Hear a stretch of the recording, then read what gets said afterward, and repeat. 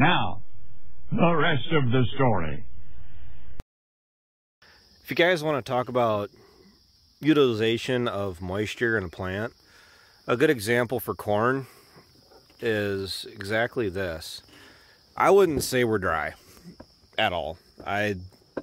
We've had a pretty outstanding year, to be completely honest, but one of the characteristics of corn is the leaves themselves act like a funnel. And what I mean by that is, as the rain is coming down, it's hitting the leaves, and there's actually a valley here down the center of the leaf. And you get enough leaves in the field, the rain hits them, it collects, and then it deposits it back down to the stalk, okay?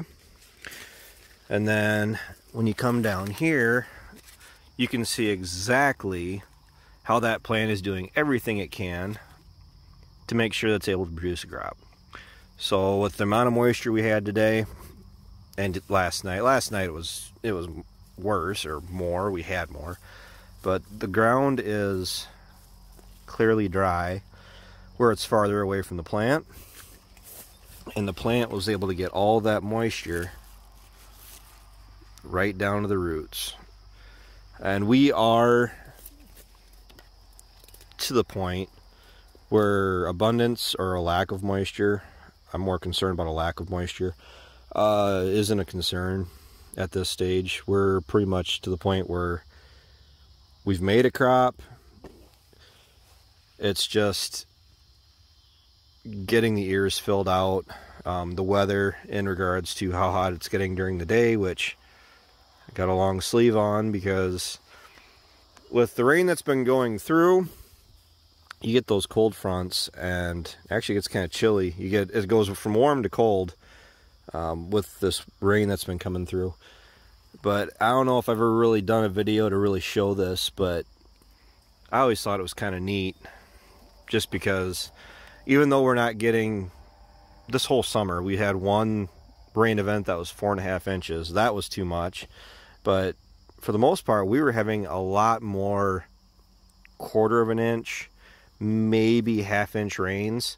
And this just goes to show how the plants are utilizing every little drop that it's been given, which it makes me feel good. The thing we're going to be looking at next year is going to be plant singulation and spacing. That's why we're doing the upgrade on the planter. This is planted with the finger set up this year yet, but as you can see, even though it's a finger pickup, on the level, I do feel it does a pretty decent job of getting the seeds spaced adequately. I mean, this was planted at 37,500 seeds per acre, and the braced roots are all doing their job. We even got some more coming in there, but with the plants being spaced evenly apart, I went through, you can actually see this is kind of ridged a little bit up towards the plant, because this field was the only field that actually got, the whole field got side dressed with cultivator.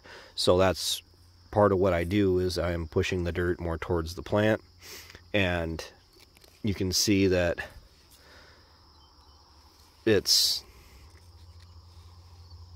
looks nice.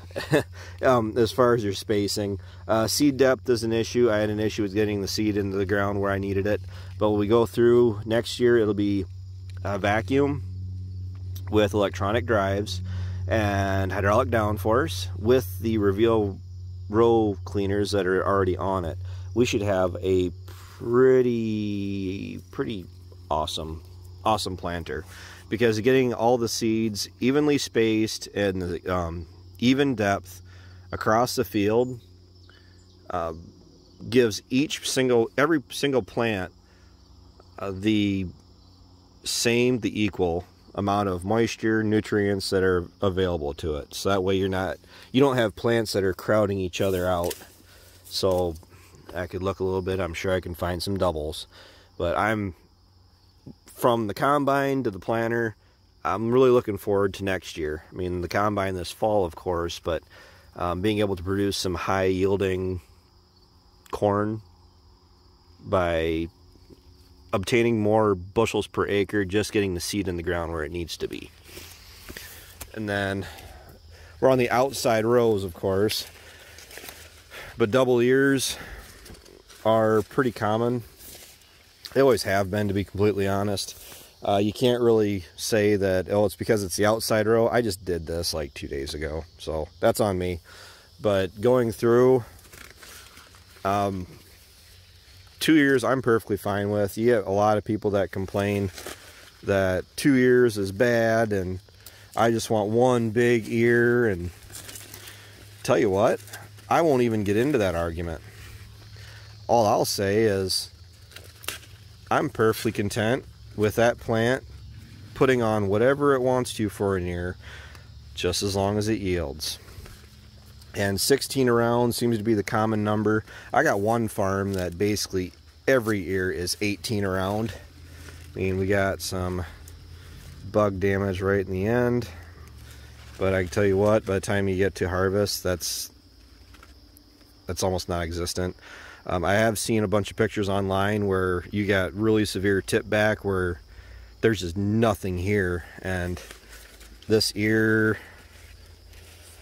well, it's definitely longer than my hand. I always figured, and I was always told, everybody's different, but you don't want an ear bigger or longer than your hand, and this guy most certainly is. I'm not going to pull him off the plant because I'm still holding out, hoping for hope that it's going to be able to produce something here, but well, I just broke it off the stock. Okay, so I guess that's that. I just lowered my yield. But that is what my ears look like. I'm not really sure. Oh, that's some of the kernels are just finishing filling out. Yeah, they're just a little squishy compared to the other ones. So that's no big deal. But a field full of ears like that, that'll make some corn. Do a lot of management that goes into doing it, but I don't know. It gets a guy excited if you're a farmer to see a healthy looking crop out in the field. So actually, where we at? We are starting to dent just a little bit. 1, 2, 3, 4, 5, 6, 7, 8, 9, 10, 14, 15, 16, 17, 18, 19,